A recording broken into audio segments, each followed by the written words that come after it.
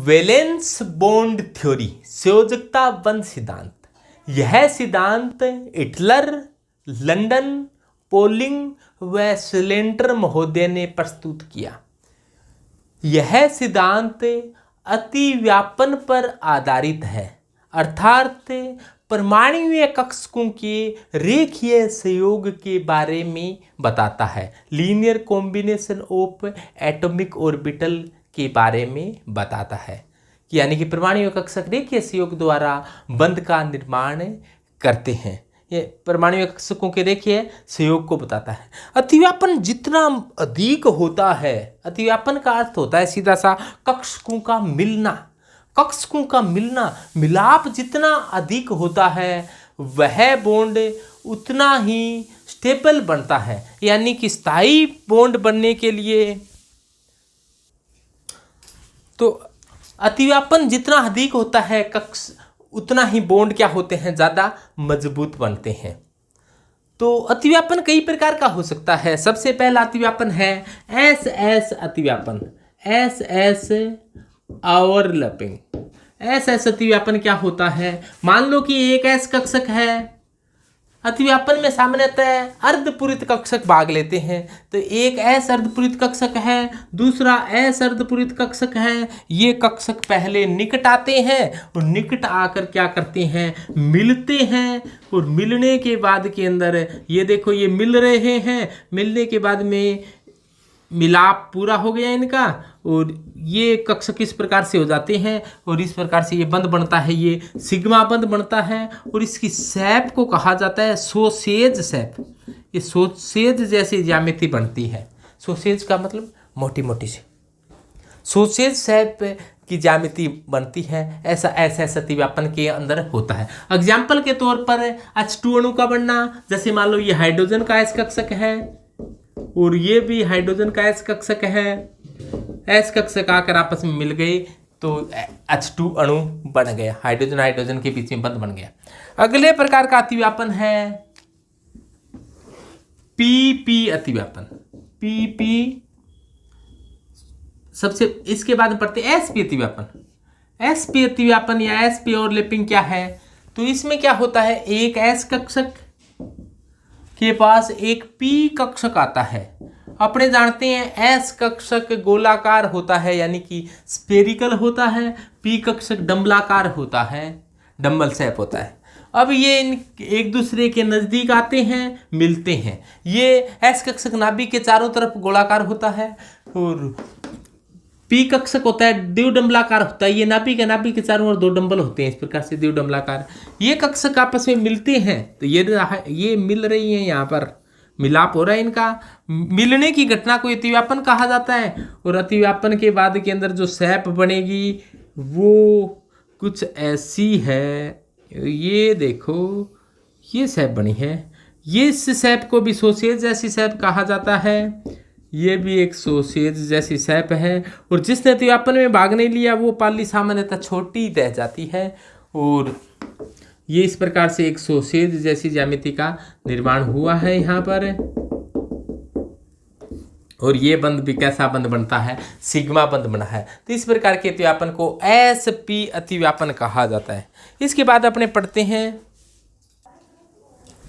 तो एसपी अतिव्यापन में क्या हुआ, एक एस और एक पी आपस में मिल गए।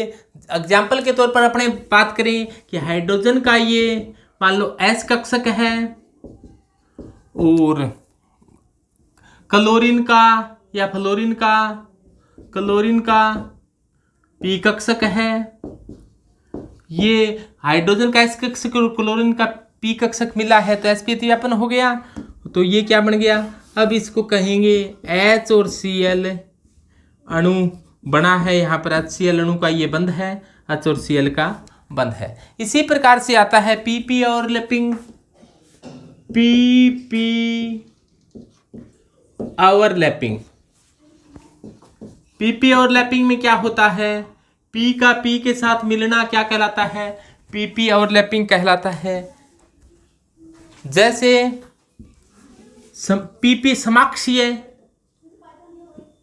यानी कि एक पी कक्षक ये है और एक पी कक्षक ये है। इस प्रकार से यदि आकर पी कक्षक मिलते हैं,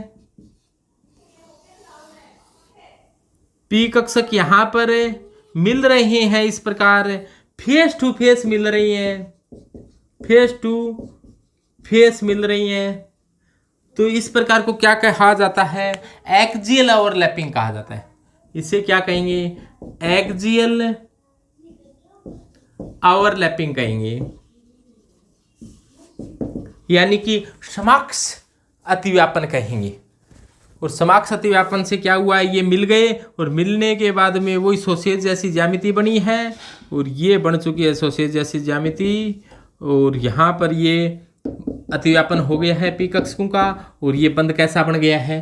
सिग्मा बॉन्ड का फॉर्मेशन बना हुआ है। तो यहाँ पर क्या हुआ है? ये अतिव्यापन फेस टू फेस अतिव्यापन हुआ है। कई बार क्या होता है? साइड टू साइड अतिव्यापन भी हो जाता है, लेकिन साइड टू साइड अतिव्यापन से पाई बंद बनता है, सिग्मा बंद नहीं बनता है। और साइड टू साइड अतिव्यापन पाई बंद होता है, वो सिग्मा बंद की बजाय कमज़ोर होता है, क्योंकि साइड टू साइड अतिव्यापन कम ही हो पाता है, ज़्यादा ओवरलैपिंग हो नहीं पाती है।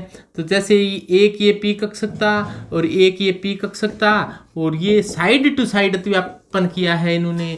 किस प्रकार का अतिव्यापन किया है? साइड टू साइड, या इसे कहा जाता है सम पार्श्विक अतिव्यापन, समपार्श्विक अतिव्यापन कहा जाता है। इसमें क्या हुआ है? ये इस प्रकार से कक्षक आए हैं, और कक्षक आने के बाद में और ये कक्षक से कक्षक मिलते हुए यहाँ पर ये मिल रही हैं, और ये मिल चुके हैं। और मिलने के बाद में क्या हुआ है? यहाँ पर इनके बीच में एक पाई बंद का निर्माण हो चुका है। पाई बंद इस प्रकार से, ऊपर वाली पाली ऊपर से मिल गई, नीचे वाली पाली नीचे से मिल गई। कोण किससे मिल गई? ऊपर वाली ऊपर से, नीचे वाली नीचे से, और ये पाई बॉन्ड फॉर्मेशन की घटना हुई है। और पाई बॉन्ड कमजोर बॉन्ड होता है, क्योंकि यहाँ पर अतिव्यापन तो हुआ है, लेकिन साइड टू साइड अतिव्यापन होता है। यानी कि समपार्श्विक अतिव्यापन से अतिव्यापन क्या होता है? अतिव्यापन कम मात्रा में हो पाता है, कम मात्रा में, यानी कि मिलान तो हुआ, मिलान कम मात्रा में हुआ, तो कम मात्रा में हुआ, यानी कि ओवरलैपिंग लो ओवरलैपिंग हुई है, लो ओवरलैपिंग हुई है। लो ओवरलैपिंग से क्या हुआ है? बॉन्ड बना है, वो कैसा बना है? कमजोर बॉन्ड है, यानी कि face to face sigma bond की तरह पाई बंद इतने मजबूत नहीं होते। ऐसा Cl2 अणु एग्जाम्पल के तौर पर देखें तो F2 अणु का बनना है, Cl2 का बनना है, Br2 का बनना है, इस प्रकार के अतिव्यापन है। जैसे मान लो एक Cl का पी कक्षक आया, दूसरे Cl का पी कक्षक आया, पी कक्षक आपस में मिल गए तो क्या बन गया? ये Cl2 अणु बन चुका है। इस प्रकार का अतिव्यापन ऑक्सीजन में पाया जाता है। इस प्रकार का अतिव्यापन एथाइलिन में पाया जाता है। इस प्रकार का अतिव्यापन एसिटिलीन में भी पाया जाता है। जहाँ भी पाई बंद बनता है, नाइट्रोजन नाइट्रोजन के बीच में भी पाया जाता है, ऑक्सीजन ऑक्सीजन के बीच में भी अतिव्यापन, जहाँ भी पाई बंद बनता है, यानी कि डबल बंद या ट्रिपल बंद जहाँ भी बनता है, तो पीपी प्रकार का अतिव्यापन भी अपने को देखने को मिलता है। तो इसका अपने कोई डायग्राम वगैरह बनाकर दिखाएं। तो एथाइलिन अणु का बनना, एथाइलिन का सूत्र होता है कार्बन कार्बन के बीच में क्या पाया जाता है? डबल बंद पाया जाता है। इसके अलावा 2 हाइड्रोजन भी होते हैं। ऐसे मॉलिक्यूल को एथाइलिन कहा जाता है। इसका यूपीएससी नाम एथीन होता है। इसमें एक सिग्मा व एक पाई बंद पाया जाता है। ये सिग्मा बंद है, ये पाई बंद है, ये सिग्मा है, ये सिग्मा है। एक कार्बन के साथ 3 सिग्मा है, 3 सिग्मा है तो इसका हाइब्रिडाइजेशन sp2 होता है। इसी प्रकार इस कार्बन के साथ भी 3 सिग्मा है तो इसका हाइब्रिडाइजेशन भी sp2 होता है।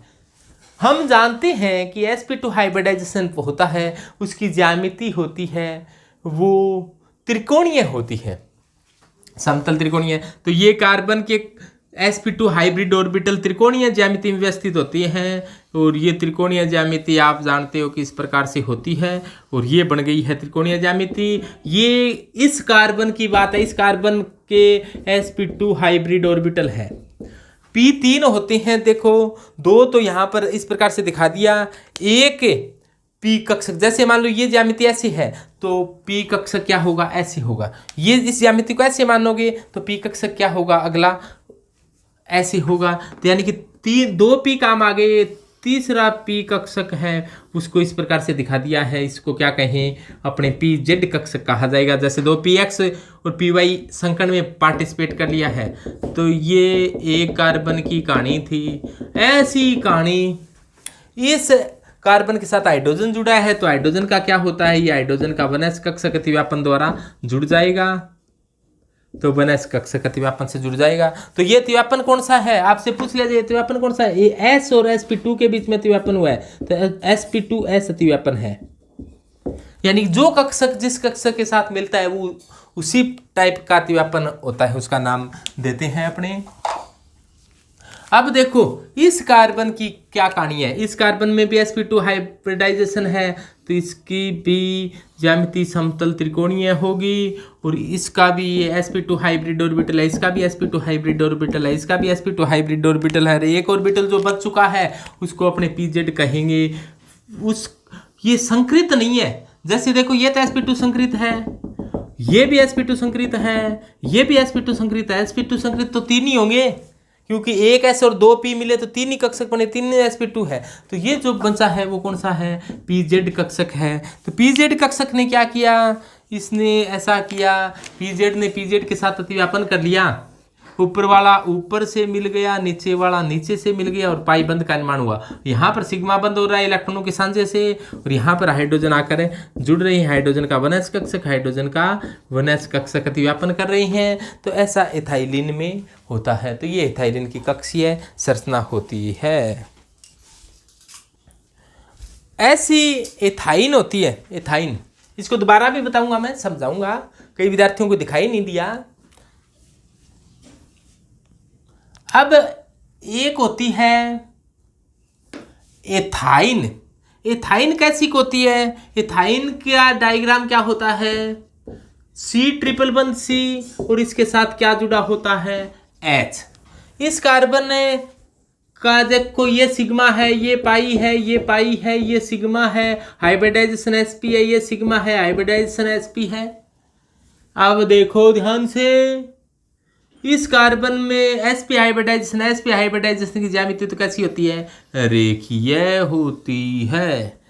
इस कार्बन की, ये तो इस कार्बन की बात थी, और इस कार्बन का sp हाइब्रिड ऑर्बिटल है। एक s और एक p काम आए, दो p कहाँ गए, एक p ये रहा है, एक और p था वो कहाँ है, एक p ये रहा। ये ऐसे है, ये ऐसे, ये ऐसे है, ऐसे इसको 2D पर 3D डायग्राम बनाना बड़ा मुश्किल, लेकिन अपने ऐसे बना देते हैं। आप ऐसे मानो ये आपकी तरफ है, ये आपसे दूर है।